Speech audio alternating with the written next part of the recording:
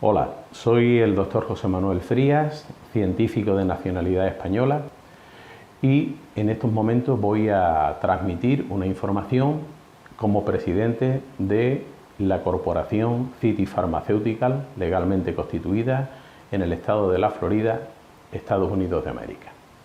La información que voy a transmitirle posiblemente en un corto espacio de tiempo revolucionará lo que son las terapias actuales en pacientes de cáncer, en tratamientos oncológicos.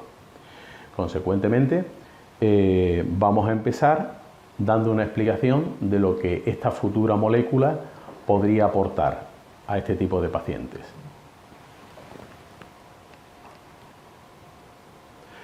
Bueno, como podrán comprobar, estos son los tres mecanismos de acción que tiene esta futura molécula.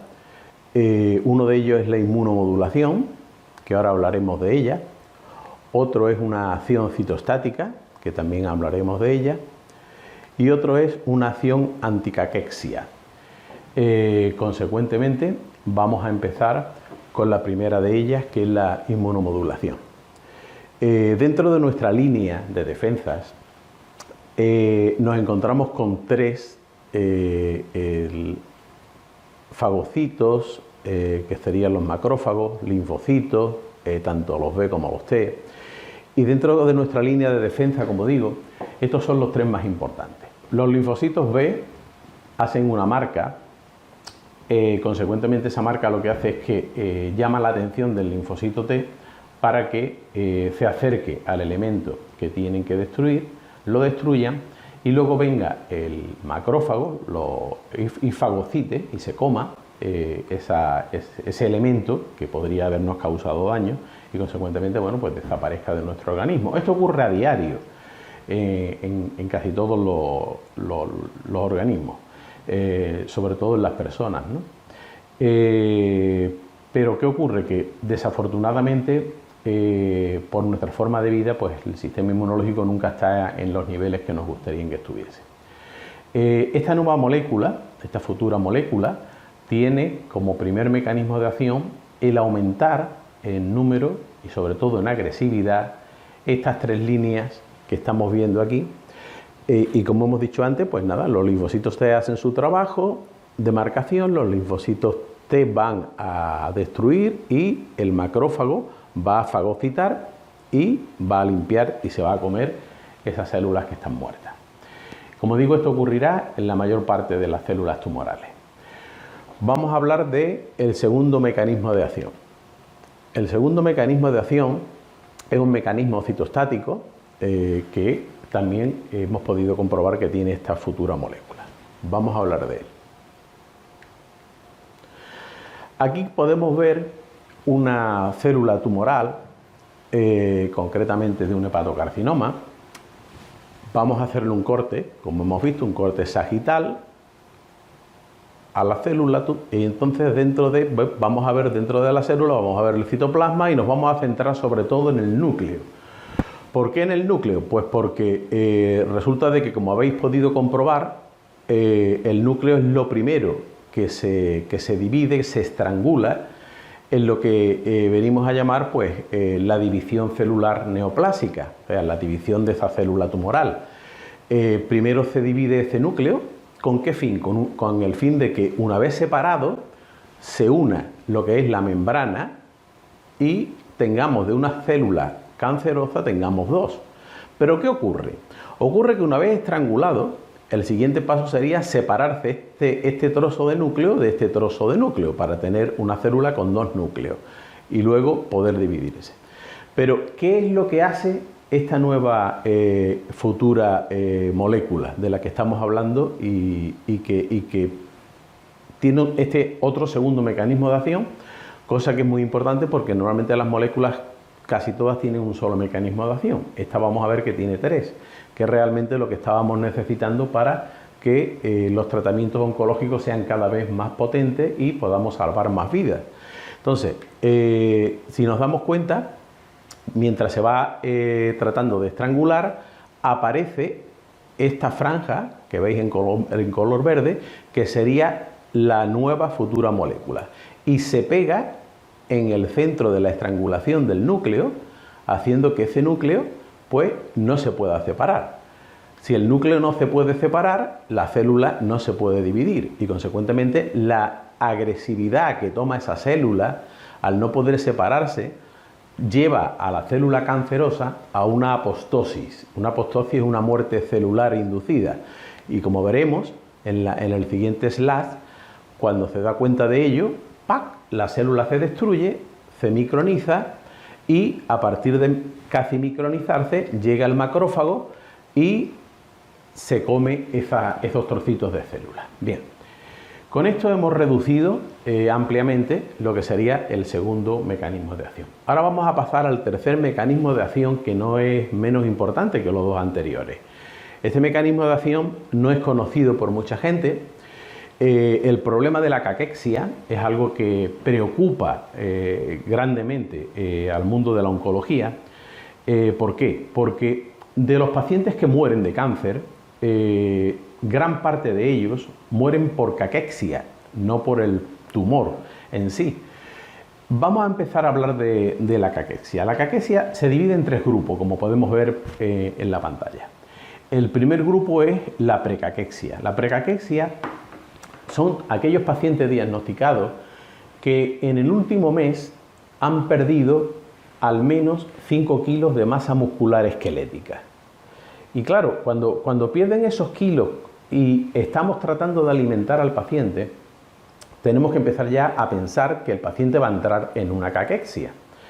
En el momento en que esos 5 kilos aumentan y se pueden poner en 15 o se pueden poner en 20 kilos de pérdida de masa muscular esquelética, el paciente ya está en caquexia.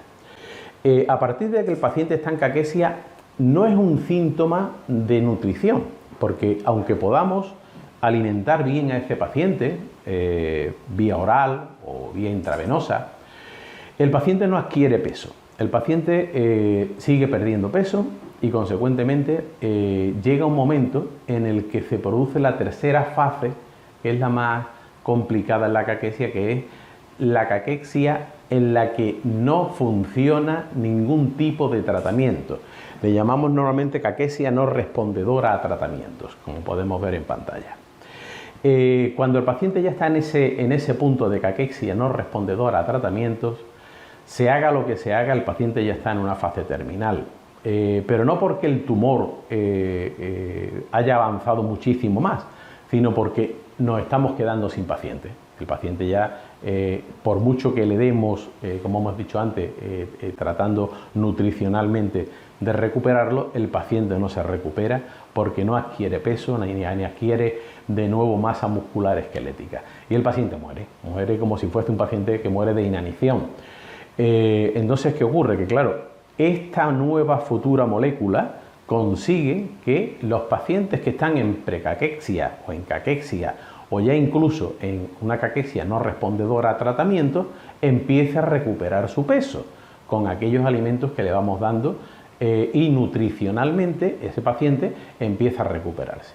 Entonces, vamos a resumir un poco los tres mecanismos de acción para darle realmente la importancia que tiene a la unión de esos tres elementos que son novedosos realmente y que cada uno de ellos en su conjunto pues nos va a dar el resultado final que es al que se quiere llegar siempre, que es salvar la vida de ese paciente. Por un lado tenemos que va a haber un aumento en el número y sobre todo en la agresividad de los leucocitos, entendiéndose por los leucocitos los tres que hemos citado antes: linfocitos B, linfocitos T y macrófagos. Entonces, ese aumento en la agresividad de ellos va a hacer que ayude a la quimioterapia a destruir más células tumorales. Y por otro lado, el macrófago va a tener una mayor capacidad de agresividad y eso le va a permitir poder destruir todas aquellas células que se quedan muertas en nuestro organismo y que son las que en gran parte tienen la facultad de, en el paciente de cáncer, hacer que aparezcan lo que llamamos efectos secundarios o indeseables. muchas veces achacado a la quimioterapia, pero que realmente eso lo produce pues cuando el paciente tiene muchas células muertas en su organismo y eso lo lleva a una autointoxicación. Consecuentemente, si los linfocitos, en este caso los T y los B, y el macrófago está con una actividad y una agresividad grande, ese paciente no va a tener esos efectos secundarios. Después tenemos una disminución de esos efectos secundarios de la quimioterapia o de la radioterapia, pero cuidado, atento a lo que digo, una disminución de los efectos secundarios, no una disminución del efecto que produce la quimioterapia o produce la radiación.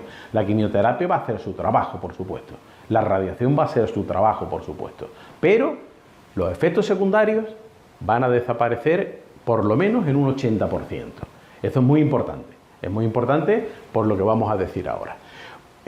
La tolerancia a los protocolos oncológicos que pueden llegar a ser completos. Cuando un paciente de cáncer se le diagnostica un tipo determinado de tumor, el comité de tumores o el oncólogo que lo está llevando determina cuál va a ser el tratamiento, cuántos van a ser los ciclos de quimioterapia.